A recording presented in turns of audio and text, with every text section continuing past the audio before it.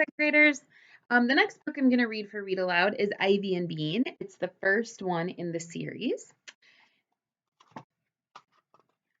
Let's see, Ivy and Bean. No thanks. Before Bean met Ivy, she didn't like her. Bean's mother was always saying that Bean should try playing with the new girl across the street, but Bean didn't want to. She's 7 years old, just like you, said her mother, and she seems like a nice girl. You could be friends. I already have friends, said Bean, and that was true. Bean did have a lot of friends, but really she didn't want to play with Ivy because her mother was right. Ivy did seem like such a nice girl. Even from across the street, she looked nice. But nice, Bean knew, is another word for boring. Ivy sat nicely on her front steps. Bean zipped around her yard and yelled. Ivy had long, curly red hair pushed back with a sparkly headband. Bean's hair was black, and it only came to her chin because it got tangled if it was any longer. When Bean put on a headband, it fell off. Ivy wore a dress every day. Bean wore a dress when her mother made her. Ivy was always reading a big book. Bean never read big books. Reading made her jumpy. Bean was sure that Ivy never stomped in puddles. She was sure that Ivy never smashed rocks to find gold. She was sure that Ivy had never once in her whole life climbed a tree and had fallen out. Bean got bored just looking at her. So when her mother said she should play with Ivy, Bean just shook her head. No thanks, she said. You could give it a try. You might like her, said Bean's mom. All aboard! Next train for boarding is leaving now, yelled Bean. Her mother frowned. It's not very nice, Bean. I was nice. I said no thanks, said Bean. I just don't want to, okay? Okay, her mom sighed. Have it your way. So for weeks and weeks, Bean didn't play with Ivy. But one day, something happened that changed her mind. Bean hatched a plan. It all began because Bean was playing a trick on her older sister. Bean's older sister was named Nancy. She was 11. Nancy thought Bean was a pain and a pest. Bean thought Nancy was a boogerhead. Ever since she turned 11, Nancy had been acting like she was Bean's mother. She ordered Bean around in a grown-up voice. Comb your hair. No more pretzels. Brush your teeth. Say please. Bean's mother said that Nancy was going through a stage. Bean knew what that meant. That meant Nancy was bossy. Bean also knew that nobody likes bossy kids, so she was trying to help Nancy be done with her stage. Here's how she helped. She bugged Nancy until Nancy freaked out. Bean thought it was pretty helpful. The afternoon that Bean got her great idea, she was shopping with her mom and Nancy. Actually, Bean was being dragged along by her mom and Nancy. Bean hated shopping.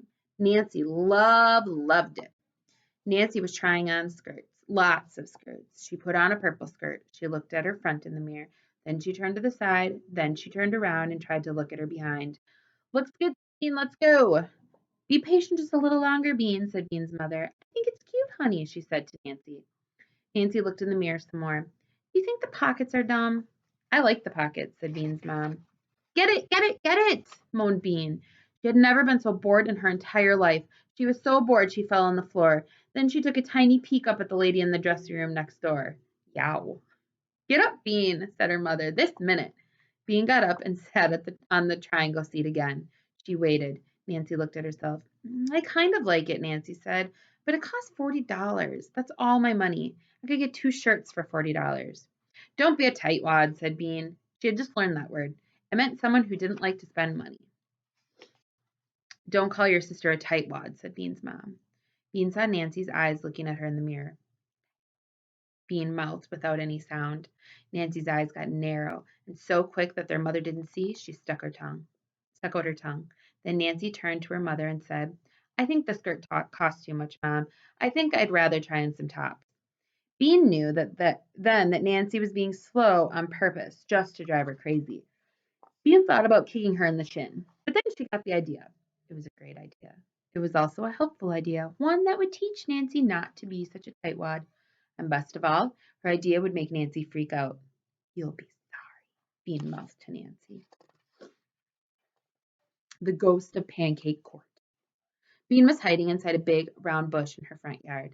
The bush was right next to the sidewalk, and it was very scratchy and sticky inside, but Bean needed to be in the bush for her plan to work. Here's how Bean's plan went. She took a $20 bill out of Nancy's purse and taped a long thread to it. She put the $20 bill on the sidewalk. Then she held on to the other end of the thread and climbed into the bush. Nancy would be coming home from school soon. She would see the money on the sidewalk. She would bend down to pick it up. Bean would quickly pull the money away, and then Nancy would freak out. Bean could hardly wait. There was only one problem. Nancy didn't come. Bean sat inside the bush for a long time. A branch poked her arm. Leaves fell down her shirt.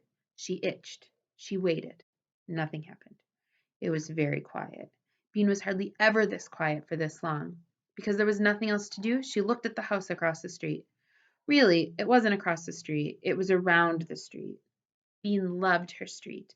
The first reason was its name, Pancake Court. The second reason was that it ended in a big circle right in front of Bean's house.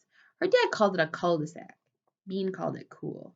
If Bean started riding her bicycle at the end of the block and pedaled really, really hard, she could whiz around the circle, tilting low over the sidewalk like a motorcycle racer.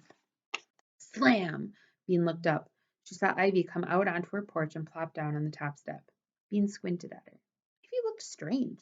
She wasn't wearing a dress today. She was wearing a black bathrobe with lots of little pieces of paper stuck to it. Weird, thought Bean. She squinted some more.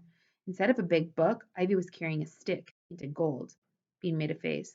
What a goony costume, she thought. What a dork. Ivy sat. She didn't do anything. She just sat there all by herself. That was another strange thing about Ivy. She didn't mind being alone. She never played with anyone. Bean played with everyone. Big kids, little kids, all the kids in the neighborhood played with Bean. Even crummy Matt, who was so crummy he threw other kids' toys into the road, wanted to play with Bean. She took care of the little kids. When they fell down and got blood all over their knees, Bean would take them home to get Band-Aids. The big kids let her play with them because she had good ideas, like seeing how many backyards they could cross without touching the ground. Bean loved big groups of kids playing big games, like pirates or hide and seek. Sometimes Bean wished she were an orphan so she could live in an orphanage with 100 other kids. Of course, she didn't tell her mother and father that. Bean watched Ivy, alone on her front porch. Wasn't she lonely? Now Ivy was muttering something that Bean couldn't hear, and then she began to wave the stick in the air. Bean couldn't stand it anymore. What the heck are you doing? Yelled Bean from inside her bush. Ivy looked around. Bean forgot that Ivy couldn't see her. What's with the stick? She yelled. Ivy's eyes got big. Who's there? She said. Are you a ghost? A ghost? What a great idea. Bean made her voice scratchy and spooky. Yes, she howled. I'm the ghost of Mr. Killop. I lived in your house before, and I died there too. Mr. Killop had actually moved to Ohio, but Bean thought it was more interesting to say he had died. I've come to haunt you. Tonight when you're sleeping, I'll wrap my icy fingers around your neck. Bean, what are you yelling about? Oops, it was Nancy.